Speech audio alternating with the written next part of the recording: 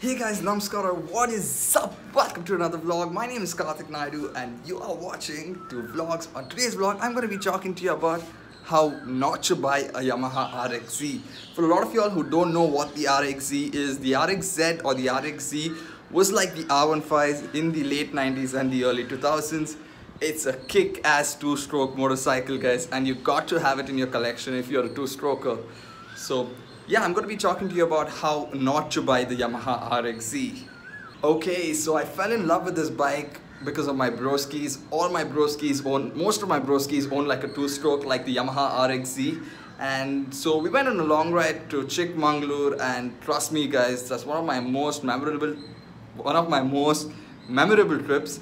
And after that, there was no looking back at it. I had to have it in my garage. Let me take you through what the process of purchasing the bike was. First things first, guys, always listen to your broskies, which I didn't. I'm so sorry, Bhaskar, Vinay, if you guys are listening to this vlog or if you guys are watching this vlog, I'm so sorry. I apologize to you guys for not taking your word at it. Secondly, never ever buy a motorcycle online, especially if it's a vintage or a classic motorcycle. Never go to buy it online, guys. There's most likely a chance that you might fall into a scam or a trap.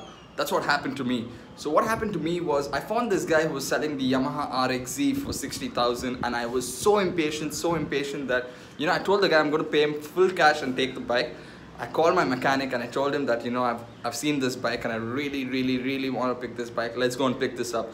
And my mechanic asked me, why do you want this bike so much? I will find you a better bike which is registered in Karnataka. So this bike wasn't registered. This bike was registered in Karnataka but in a different district. This bike was registered in this district called Yadgir, which is 500 kilometers away from Bangalore.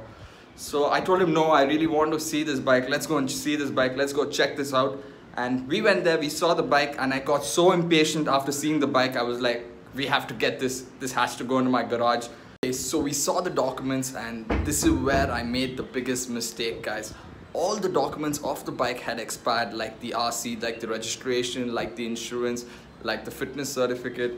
And I was like, screw it, it's okay. I just want the bike. And I just bought the bike and we got back home. I was over the moon that night, you know. It was like, there was no looking back at it. I was over the moon. And I was so happy that we've got the bike in my garage. Now I could ride it and all of that.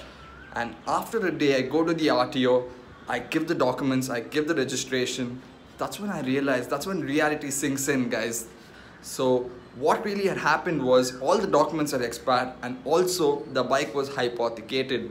So what do you mean by hypothecation? The bike was bought on a loan. Okay, so then I called the guy again. Now his number is switched off. How am I going to find this guy? Because this guy hadn't given me any of his identifications, nothing. I just believed him on face value, and I was like, okay man, come on. How can someone cheat someone for money like this? So I was like, okay fine, I bought the bike, I came back. Now I'm trying to hit him up, trying to reach out to him. His phone's not reachable, his phone's switched off. And the best part is he didn't even call me to his place. He called me somewhere else and gave me the bike. So how am I going to find him? How am I going to track this guy down? I didn't really know. This is when reality sinked in. That's the reason why I tell you, always listen to your elders, guys. So I didn't really know what to do. I was shattered, and this was during December. So I made a promise to myself that day, saying that, you know, no matter what, I'm gonna get this bike transferred to my name. No matter by hook or crook, I'm gonna get this thing sorted, guys, because I dug my own grave that day, and I was like, it's time for me to sort this thing out. And then what I did was I tried tracking down the owner online, and that's when I realized that, you know, the owner and the guy who I purchased the bike from are two different guys. So the guy must most probably been a dealer, and that's when I realized, oh shit, this is gonna go a long way down. And I tried tracking down the owner. So, you know, I tried tracking down the owner on Facebook, but, you know, I couldn't find him. I had no other option. I had to go all the way to Yadgir to go to the RTO, and, you know, the RTO wasn't helping me out either. So what I did was I went to the bank where the hypothecation was taken from, or where the loan was taken from. To my luck, guys, to my luck, the loan employee and the bike owner are cousins, man. It couldn't get better than this for me. So, you know, he gave me the guy's number. That's all I need. And it took me 1 month to do this.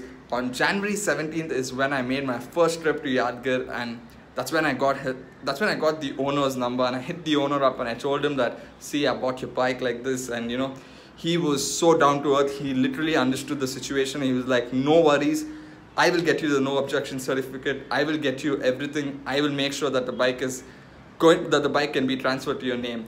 I was so happy. I was so happy. But unfortunately, he wasn't in town when I went to Yadgir. So you know, I had to come back Bangalore disheartened. I came back to Bangalore disheartened, and I was happy that, you know, at least I could track down the owner. I got his number, and yeah, so this is what happened for the first time. So I went down again to Yadgir. So the owner hit me up in the month of February, during February end. So I went down to Yadgir in the month of March. I got the documents from the owner. I got all the no objection certificates signed from the owner. I'm just so thankful to the owner and the bank. So now I collect all the documents from the bank and I go to the RTO to submit it to the RTO. That's when again reality sinks in, saying that, you know, I had to get the bike to Yadgir. Now how am I going to get the bike to Yadgir? I'm already in Yadgir and this is my second visit to Yadgir.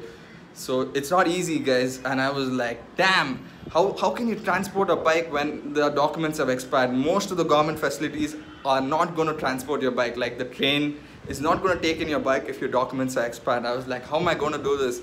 I asked the RTO to help me out, but you know, they were not really in the mood to help me out. They told me, see, we've almost done everything we could by sharing the details of the owner and things like that. But we can't help you out in this. You have to get the bike to Yadgir. Only then is when we can update everything and see if everything's fine. So I was like, okay, fine. I got back to Bangalore. I made another trip to Yadgir again. This was my third trip to Yadgir, and this time I sent the bike from Bangalore to Yadgir. I took a train. And this was when COVID was at its start, man, and I was really scared. I told myself, no matter what, I am going to get this sorted. Even if I have to lay my life on the line for it, I'm going to get this thing sorted. I was shit scared, guys. Trust me, I was shit scared. But I took all the precautions. I went to Yadgir. I got the bike. I got the bike transferred. I got the bike updated on its... I got the bike updated and I was like, yeah, finally we have done this. So this was the process, guys, and then again I had to send the bike back to Bangalore, and again I had to catch a train back to Bangalore, and most of the trains come from Mumbai, and I was shit scared. I was shit scared, guys, and for God's grace, nothing really happened to me. And so this is my story. So never ever buy a bike online, guys, especially if it's a vintage or a classic motorcycle. Never go for it online, and make sure, even if you're buying the bike online, make sure all the documents, all the registration, all the insurance, all the fitness is up to date, guys. Never buy it if it's expired, or you might have to go through something like this, which no one should go through. And for my coincidence, Jan 17th was my first trip, and March 17th also was my last trip, and that's when I got it done. So it took me 3 months to get the bike updated, transferred, and things like that. It's a crazy experience, but you know, it's something which I'll take through life. And the best part of the story was, it was March 19th or March 20th, I don't really know when, but you know, that's when my bike reached Bangalore, and the next day itself the lockdown was imposed, guys. If I wouldn't have got my bike within that time, I think my bike would probably be stranded in between, or I would have also lost my bike, because you know, it's a crazy classic bike. So this was my experience. Let me know what you guys think. Don't forget to hit the like button, share button, and subscribe button. I really need your love on this, guys. So please let me know what you guys think in the comment section. So this is what the bike looks like. I'm always a Yamaha guy, guys. So it always has to be a Yamaha. There goes my FC, there goes my RXC. And yeah, this took me 3 long months, guys. Can you imagine 3 long months just for this beast to be back at home? I can't wait to get my bike restored right now. So don't forget to hit the like button, share button, and subscribe button. So thank you guys so much for watching the vlog.